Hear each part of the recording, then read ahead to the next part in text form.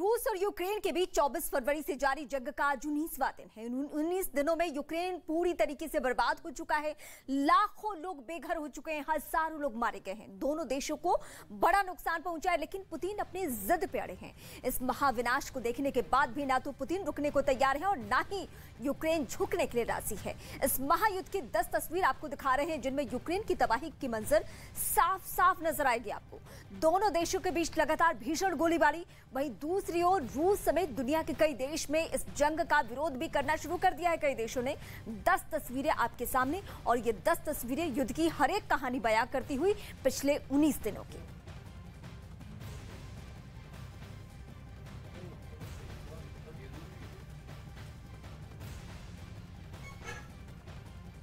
Ukraine पर रूसी सेना के हमले थमने का नाम नहीं ले रहे हैं। ताजा तस्वीर निकोलेव से सामने आई है, जहां रूसी सैनिकों ने भारी गोलीबारी की। जिस जगह यह हमला हुआ वहां चारों ओर बस तबाही ही तबाही नजर आई। रूस की तरफ से हुई इस बमबारी ने शहर की सूरत ही बदल दी। वहां कई घर रूस के हमले के बाद बर्बाद हो चुके हैं।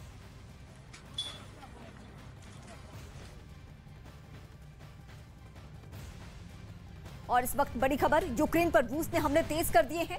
ये इस वक्त की बड़ी खबर है। मारियोपोल में 2500 मौत होने का दावा किया जा रहा है। यूक्रेन के मीडिया के हवाले से ये बड़ी खबर है। इस वक्त ताजा अपडेट, रूस के हमले का ये 19वां दिन है। यूक्रेन की सेना मुंहतोड़ जवाब दे रही है, लेकिन इस बीच लोगों के सीधे सीधे जान पे अब बनाई है और ऐसा दावा किया जा रहा है कि 2500 लोगों की मौत हो चुकी है। यूक्रेन की मीडिया के हवाले से ये खबर है, जहां रूस के हमले में आज युद्ध के 19वें दिन एक साथ 2500 लोगों की मौत की खबर निकलकर सामने आ रही है। और एक के बाद एक तस्वीरें भी हम आपको दिखा रहे हैं, अलग अलग हिस्सों की, अलग अलग इलाकों की, जहां बर्बादी और तबाही के मंजर। रूस किस तरीके से अग्रेसिव हो चुका है, उसके सैनिक कैसे हदें पार कर रहे हैं, तमाम जो युद्ध के नियम होते हैं उसका उल्लंघन किया जा रहा है। हालांकि इस बीच खबर यह भी निकलकर सामने आती रही कि आज चौथे दौर की बातचीत भी होगी, लेकिन क्या इस बातचीत से कोई रास्ता निकलेगा, सवाल यही अहम है। रूस के हमले के बाद लाखों यूक्रेनी नागरिक अपना देश छोड़ने के लिए मजबूर हैं। रूस की लगातार बमबारी की वजह से यूक्रेन के शहर मलबे में तब्दील हो चुके हैं, जिसकी वजह से लोगों को सुरक्षित जगहों पे पहुंचाया जा रहा है। वहीं लोगों को बंकरों में भी जाने को कहा गया है। यूक्रेन के सैनिक बुजुर्गों को सुरक्षित जगहों पर ले जाने में मदद कर रहे हैं। क्यू प्रशासन ने दावा किया है कि 2 हफ्ते के लिए खाने के सामान को इकट्ठा कर लिया गया है। अभी भी 20 लाख से ज्यादा लोग क्यू में मौजूद हैं।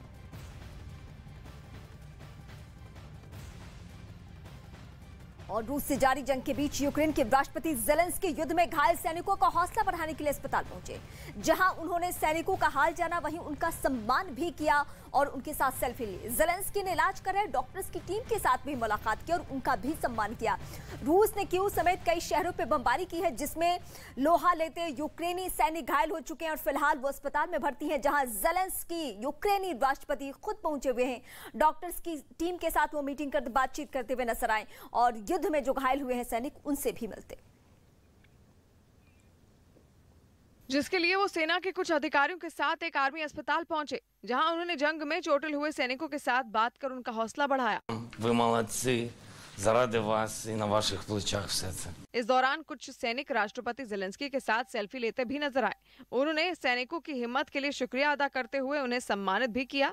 साथ ही उनका इलाज करने वाले डॉक्टरों से उनकी सेहत के बारे में जानकारी ली।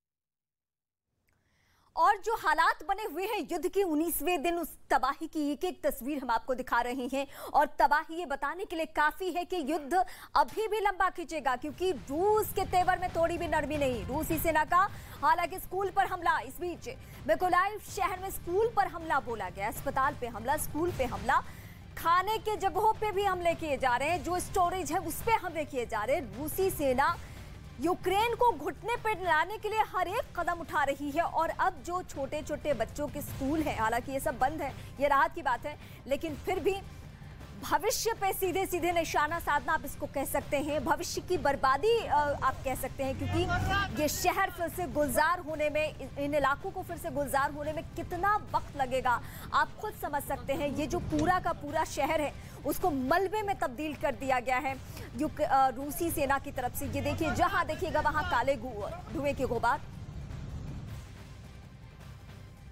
यूक्रेन का आरोप है कि पुतिन चेर्नोबिल न्यूक्लियर प्लांट के अंदर एक मानव निर्मित त्रासदी करवाना चाहते हैं। कैसे? रिपोर्ट के जरिए देखिए।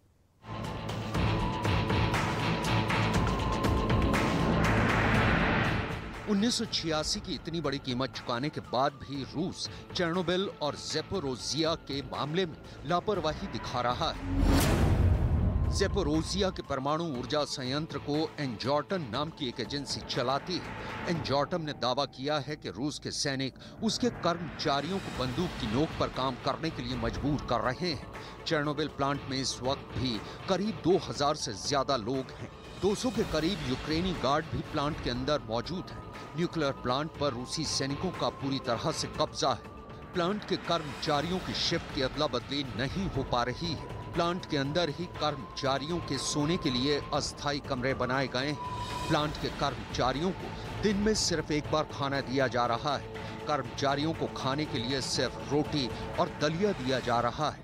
एक तरफ परमाणु संयंत्र में काम करने वाले कर्मचारियों की हालत खराब है और दूसरी तरफ यूक्रेन की ज़ेलेंस्की सरकार लगातार रूस के प्रेसिडेंट पुतिन पर संगीन आरोप लगा रही है। यूक्रेन का नया आरोप ये है कि पुतिन चेर्नोबिल न्यूक्लियर प्लांट के अंदर एक मानव निर्मित त्रासदी करवाना चाहते हैं। दरअसल यूक्रेन की तरफ से दावा किया जा रहा है कि रूस की तरफ से बेलारूस के रास्ते चेर्नोबिल न्यूक्लियर प्लांट में वैज्ञानिकों के नाम पर ऐसे लोगों को भेजा जा रहा है ताकि प्लांट के अंदर वो बड़ी दुर्घटना को अंजाम दे सके और यूक्रेन पर फिर दबाव बनाया जा सके और दोष मढ़ा जा सके। कोई भी बम इन परमाणु संयंत्रों के अंदर नहीं गिरा है ताकि उनकी सुरक्षा को किसी तरह का नुकसान न पहुंचे। और एक जो बम गिरा भी है वो भी पेरीमीटर के बाहर, जिसमें बाहर से तो आग लगी है लेकिन परमाणु संयंत्र को किसी भी तरह का खतरा नहीं हुआ है। यह जो बम वर्षा हुई है इन संयंत्रों के पास में, मेरे ख्याल से वह यूक्रेन की सेना को वहां से हटाने और उसकी तरफ कंसंट्रेट न होने के लिए किया गया है ताकि रूस का इन परमाणु संयंत्रों पर पूरा कब्जा हो सके। यानी देखा जाए तो चेर्नोबिल न्यूक्लियर प्लांट के नाम पर रूस और यूक्रेन शतरंज खेल रहे हैं। ये ब्लैकमेलिंग की पॉलिटिक्स है जिसने पूरी दुनिया को टेंशन में डाल रखा है। और इस वक्त बड़ी खबर, रूस के हमले पर यूक्रेन का बड़ा दावा ये किया जा रहा है कि हमले में 90 बच्चों की जान जा चुकी है। 100 से अधिक बच्चे घायल होने का दावा किया जा रहा है। ये रूस की सेना पर सीधे आरोप है। 379 स्कूलों कॉलेजों पर हमला हुआ है। 59 स्कूल कॉलेज पूरी तरीके से तबाह हो चुके हैं। यूक्रेनी सेना का ये दावा, और रूस के हमले को लेकर ये यूक्रेन की तरफ से बड़ा दावा किया जा रहा है जिसमें एक तो नहीं बल्कि 90 ऐसे मासूम बच्चे हैं जो अपनी जान गंवा चुके हैं, ऐसा दावा है यूक्रेन का। 100 से अधिक बच्चे घायल हैं। 379 बच्चे स्कूलों पर और कॉलेजों पर उनके हमला हुआ है। इसके अलावा जो तबाही मची है वो तो तस्वीरें हम आपको दिखाई रहे हैं, लेकिन एक एक करके ये तस्वीरें देखनी बहुत जरूरी है।